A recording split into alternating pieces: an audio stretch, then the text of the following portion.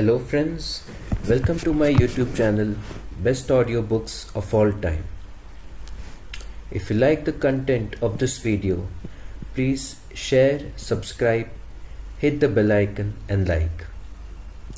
The Honjin Murders by Seishi Yokomizo. Chapter 6. A Sickle and a Koto Bridge. This is a hell of a case. Downright creepy, if you ask me. I have been doing this job a long time, and no matter how grisly or blood spattered, there's not much that can surprise me anymore. But the more I think about this one, the more unsettled I feel. Hey Kimura, what do you make of the killer leaving footprints on the way in, but not on the way out? Detective Inspector Isukawa had pulled a desk out onto the engawa of the annex house and was painstakingly trying to piece together some torn up scraps of writing paper. His detective sergeant Kimura was assisting. Inspector, how about we look at this whole case more simply? How do you mean simply?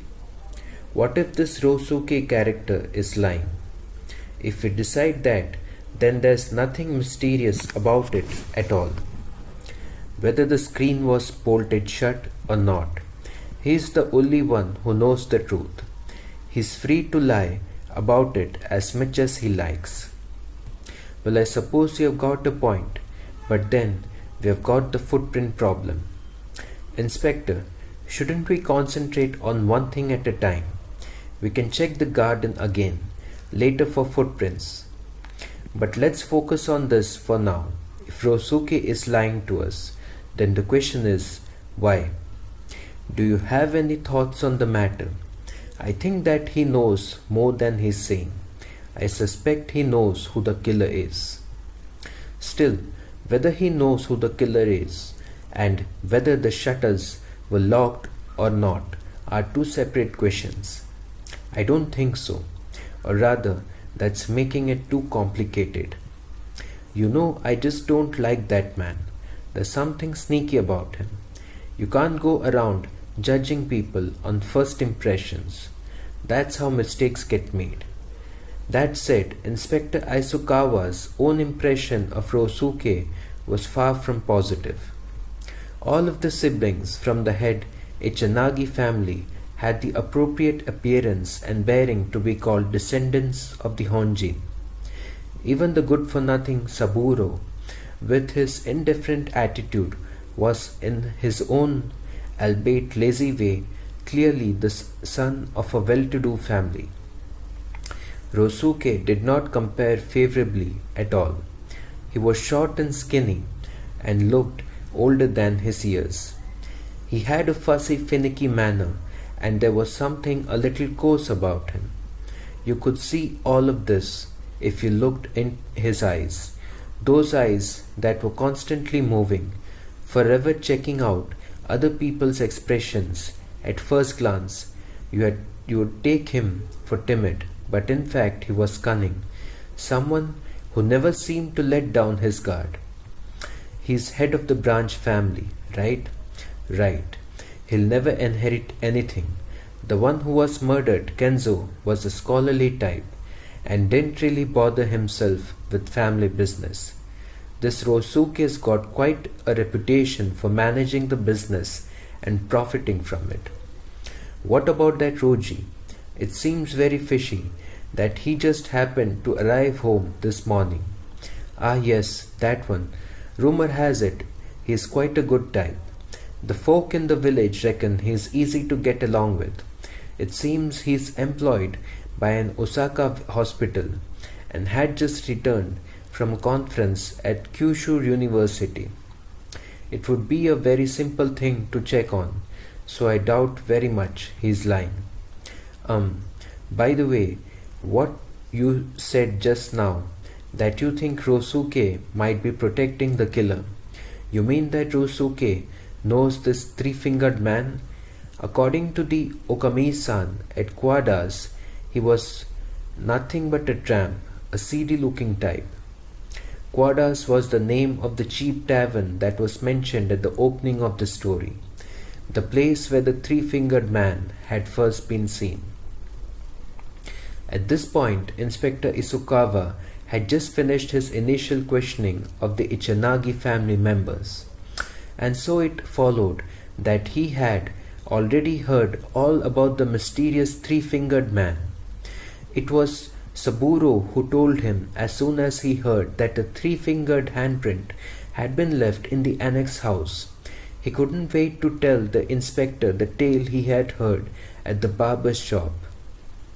For Isukawa's part, as soon as he heard Saburo's story, he dispatched a police officer to Quadas. The officer returned with the full description of the man and the glass that he had drunk from. The Okami-san had been true to her word. Repulsed by the man's appearance, she hadn't used the glass since.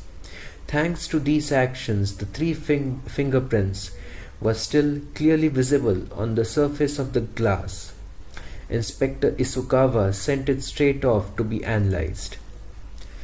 When Saburo's story was repeated to Ryosuke's wife, Akiko, she recalled the strange man who had turned up at the kitchen shortly before the wedding. The police questioned old Nao, the servant, and all the others who had been in the kitchen at the time, and determined that it had been the same man. They also heard from Akiko how the message from the man delivered had been torn up and the scraps stuffed into the sleeve of Kenzo's kimono. The detectives had obtained the kimono that Kenzo had been wearing at the time of his death, examined the sleeves and discovered the shredded note.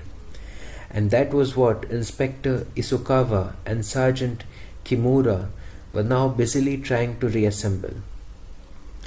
Kimura, we're almost there. Have you got the piece that goes here?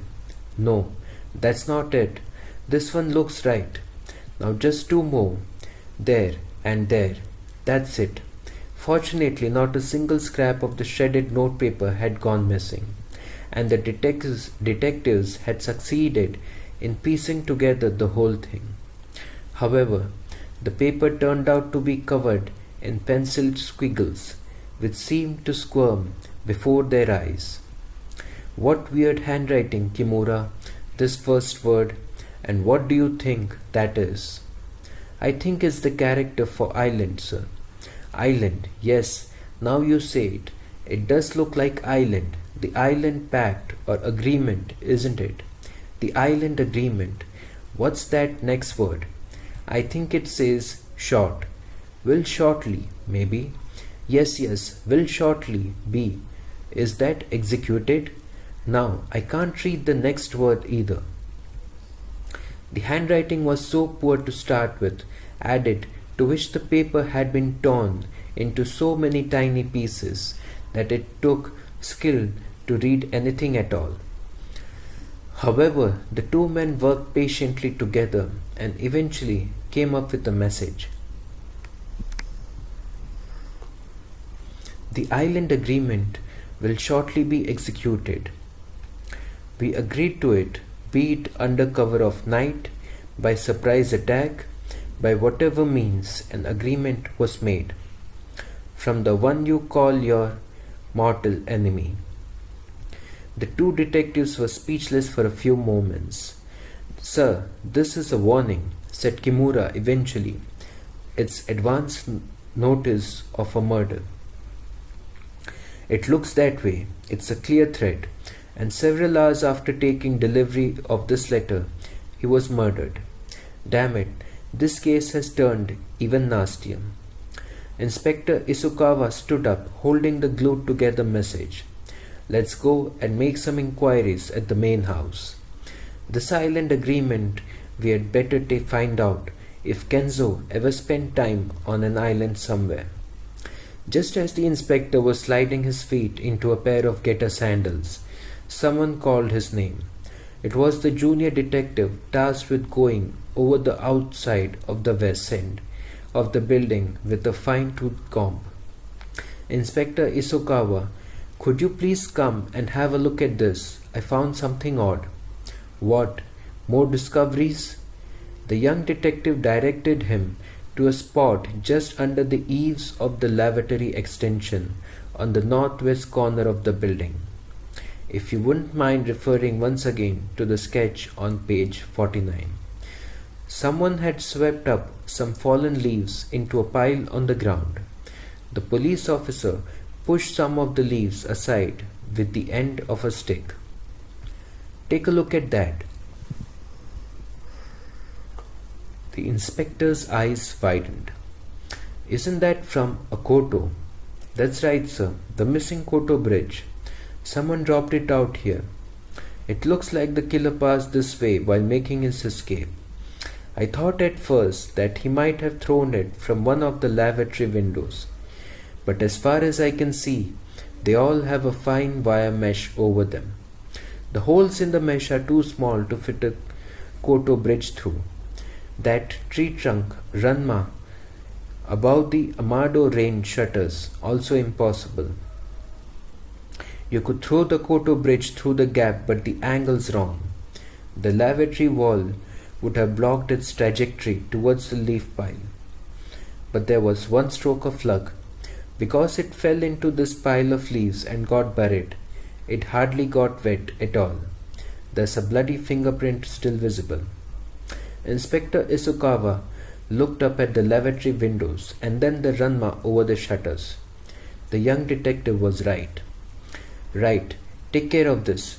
Get it off for analysis. Have you found anything else? Yes, one more thing. Over there. The junior detective directed them to the huge camphor tree. There's that too, he said, pointing up into its branches. See around the height of the third branch from the bottom. There's a sickle stuck up there. I tried to climb up to get it, but it's really stuck fast into the trunk. And I wasn't strong enough to pull it out. I examined the handle and there's the name of a gardening company branded on it. The gardener must have forgotten it. It does look as if the grounds have been recently tended to. But up in a tree like that, I'd understand if they had left some shears or something, but not a sickle. It's weird.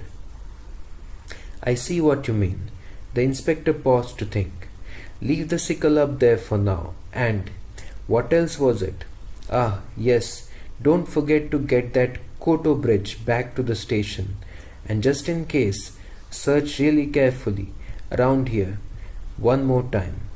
Inspector Isukawa made his way over to the main house, where he found the whole Ichanagi family assembled in the sitting room. Ginzo was there too in the corner, smoking a pipe. He had been encamped in that position ever since returning from the post office that morning, hardly exchanging a word with anybody. He sat there, silently puffing on his pipe and listening to the whispered conversation of the others. Forgetting any sense of restraint or decorum, he was openly scrutinizing the family's expressions and behavior. For the family's part, the presence of Ginzo there in their sitting room was as oppressive as an overcast sky in rainy season. Rosuke and Saburo seemed particularly on edge. Whenever they happened to glance in his direction, they hurriedly averted their eyes if he returned their gaze. Only Suzuko had seen that there was something gentle and kind about this old man underneath his angry exterior. She was behaving affectionately towards him, and right now he was lying on the floor with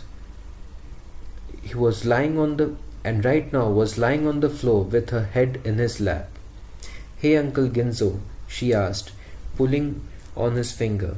I've got something weird to tell you. Ginzo glanced at Suzuko's face, a little confused. Yesterday in the middle of the night, I heard a koto playing. First of all, it sounded like plink, plunk, thrum, thrum, like someone had koto picks on their fingers and was really pulling like crazy on all the strings. Then the second time I heard it was kind of ping ping, like someone was plucking at one string. Uncle Ginzo, do you remember? Yes, I remember. Well, the day before yesterday in the evening, I heard the same sound. Ginzo looked at Suzuko in surprise. Suzuko-san, are you telling the truth? Of course I am. And the sound was coming from the annex. So the sound you heard 2 nights ago was the same thrumming, like someone pulling like crazy on the strings. No, not like that. Well, they might have made that sound first, but I must have been sound asleep then. That night I only heard the ping ping sound. Do you know what time you heard it? I don't know what time it was. I was so scared I hid under my bed covers. 'Cause that night there wasn't anybody in the annex, and the Koto was still over here. Uncle Ginzo, is it true that when a cat dies it turns into a ghost? That was how all conversations with Suzuko ended up. Just when she seemed to be making sense, she would suddenly leap into the realm of fantasy. And yet, it really seemed that 2 nights ago she had heard the same Koto sound. Ginzo felt that there's something very significant about that information. He was just about to ask Suzuko to tell him more when Inspector Isukawa came in, and that was the end of the conversation. I have something I'd like to ask all of you, the inspector said. Did Genzo-san ever spend any time on an island anywhere? The Ichanagis looked at each other. Ryo-san, what do you think? Said Truji. Genzo hadn't really been out anywhere at all recently, had he? No, it doesn't have to have been recent, the inspector said hastily. It could have been a long time ago. Did he visit an island? Did he stay on one for a while? In that case, he probably did. When he was young, my brother used to like traveling. He used to go on walking trips all over the place. But what does that have to do with his death? Ruji looked puzzled. Well, we believe that the island connection is important to solving his murder. It would be helpful if we knew the name of a particular island, the one mentioned here. Inspector Isukawa produced the reconstructed note. There's a very mysterious message written on this paper. I'll read it out. Please tell me if it means anything to you. The inspector proceeded to read the message aloud. When he came to the final phrase, from the one you call your mortal enemy, there was a faint cry. It was Saburo. Under the detective inspector's piercing gaze and the questioning looks from the rest of his family, the color drained from his face, and he looked as jittery as a criminal caught red-handed. End of chapter 6. If you liked the content of this video, please share, subscribe, hit the bell icon and like.